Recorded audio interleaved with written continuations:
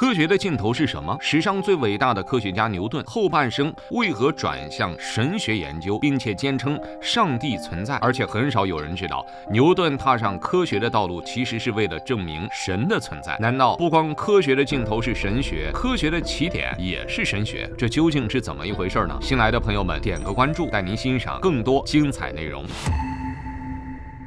1936年7月，一个名叫杰拉德的大贵族提着金属箱来到了苏富比拍卖行，对工作人员宣称其中藏着200年前的秘密。这个杰拉德身份可不一般，他自己不但是伦敦的大贵族，他的妻子还是牛顿的侄女。那么他箱子里藏着的究竟是什么呢？苏富比拍卖行的工作人员当即觉得这里面肯定就是牛顿的遗产。牛顿死后没有留下任何的遗嘱，而他的所有遗产包括科学著作在内都由亲属平分了。既然杰拉德的妻子是牛顿的侄女，想必他肯定也是附带着继承了牛顿的遗产的。苏富比拍卖行接下杰拉德的金属箱，放在众人面前打开并进行拍卖的时候，映入眼帘的便是牛顿手写的笔记。这些手稿足足有7000多页，字数在1000万字左右，内容大概记录了牛顿一生的科学工作。换言之，这个其实就是牛顿的工作日记。但由于这个内容实在是过于庞杂，还牵扯到许多牛顿个人的隐私，因而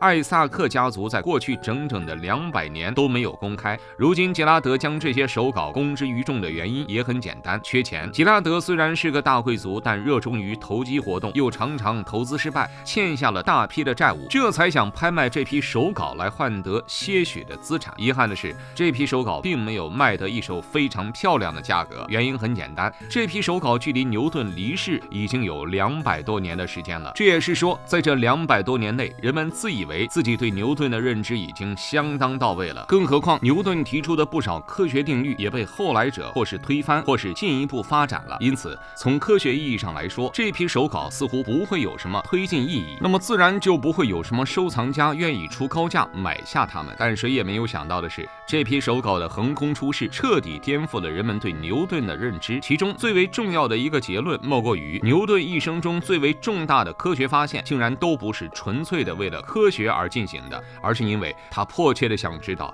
这个世界究竟有没有神的存在。这一认识着实让人们大跌眼镜，毕竟在很多人看来，科学是与神学截然对立的，是绝对不能混为一谈的。那么神学的信仰究竟是如何推动牛顿科学研究的推进的呢？科学的尽头是神学吗？牛顿会用后半生证明神的存在，他从学渣变身伟大的科学家，到底发现了什么？1642年圣诞节的这一天，牛顿出生在林肯郡一个3代贫农的家庭。出生的牛顿体重不过3斤，拥有早产儿的典型特征，家人一度认为他会夭折，但牛顿愣是顽强地活了下来。3岁的时候，牛顿的父母改嫁，把他丢在了外婆家寄养，但没过多久，继父就因病去世，牛顿的母亲只好回到家中继续抚养牛顿。尽管母亲已经回归到自己的身边，但牛顿的性格已经变得相当孤僻，压根儿就不会与人交流，更别说和小姑娘搭讪了。很快到了上学的年纪，或许你会以为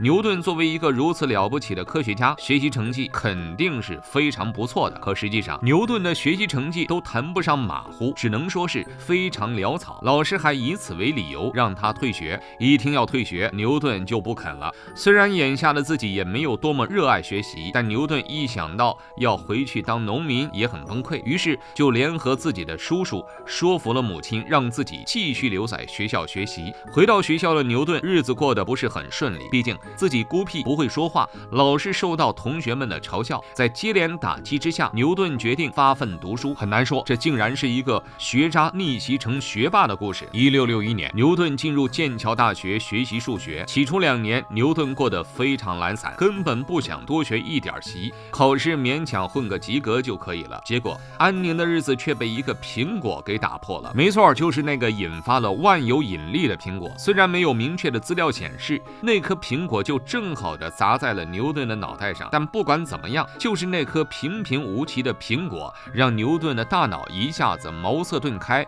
发起了一连串关于世界的疑问。比如说，为什么苹果能掉在地上，月亮却不会呢？又比如说，为什么苹果要往地球的方向掉下来？要是把苹果扔到月球上，它还会不会往地球这里掉呢？在世事情发生的当时，牛顿其实没有立马就得到答案，对这些问题做出解答，还要等到1667年。1667年，牛顿开发了一种新方法来研究月亮到地球之间的距离，这种方法叫微积分。微积分的研发正是万有引力被发现的前奏。牛顿发现的这一定律有多牛呢？这么来说，当时这一定律被奉为神律，大家都是只敢远观不敢亵玩的那种。直到100多年之后，才有科学家将这一定律真正的应用在计算地球的质量、太阳的质量这些方面。当然，之所以要等到100多年才被应用，既是因为这些定律的复杂性，也是因为牛顿最开始不是很愿意公开的缘故。不管怎么样，牛顿的这一发现奠定了现代物理学的基础。可谁知道，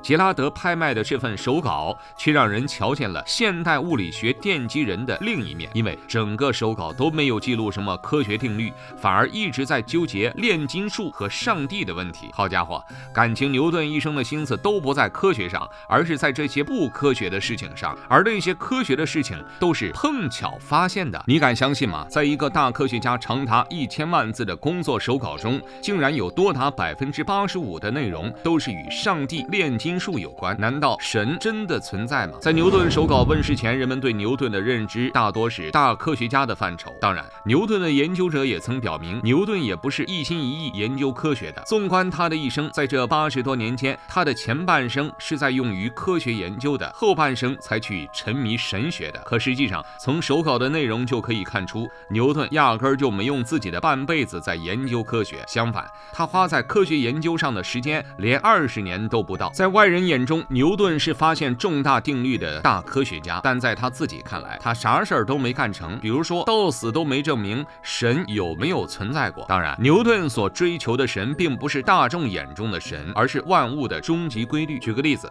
水与火之间是相互联系的，牛顿想要找出的是什么物质让它们联系，会不会是像炼金术所言的那种贤者之石？据说这种贤者之石不管放在哪些元素之间，都能让这些元素发生关系，因而牛顿也想找到这种贤者之石，看看它究竟是什么神奇的力量。试想一下，一种物质能让任何本无关联的元素发生关联，这本身就是违背科学定律的。所以在牛顿眼里，这就是神一般的存在，也是宇宙力量生发的根本。从这里其实也可以看出，牛顿孜孜不倦地研究宇宙定律，可一个一个的定律虽然接连的被发现，但每一个定律都无法一劳永逸地解决宇宙的根本问题。正是因为如此，牛顿才相信有一种神秘的终极力量在引导着宇宙的发展，所有的定律不过是这一终极力量的支脉。另一方面，晚年的牛顿虽然也研究神学，但他压根儿不信这个世界上有某个人拥有最根本的力量。换言之，耶稣在他眼中其实只是一种代言人，真正吸引牛顿的是耶稣所代表的那股宇宙终极力量，即万物的诞生、演变和发展都能在那找到因果的存在。其实牛顿的这番认识到现在也不过时，不管是对于自然界的发展，还是对于人类社会的认知，人们都不可能也不愿意去相信这个世界的发展是没有规律可言的，因为这是一件很可怕的事情。如果世界的发展是乱序的，那么没人知道下一步该怎么办，兴许下一秒地球就会毁灭，而人类都察觉不出任何的征兆。因而与其如此，还不如相信世界就是有规律的，去找到规律就能把握世界发展的方向，如此一来也就把握了人类发展的方向。因此与其说牛顿晚年是沉迷于神学，倒不如说他是在试图找到科学的终点。看到这里，您有什么想说的呢？欢迎在评论区留言分享。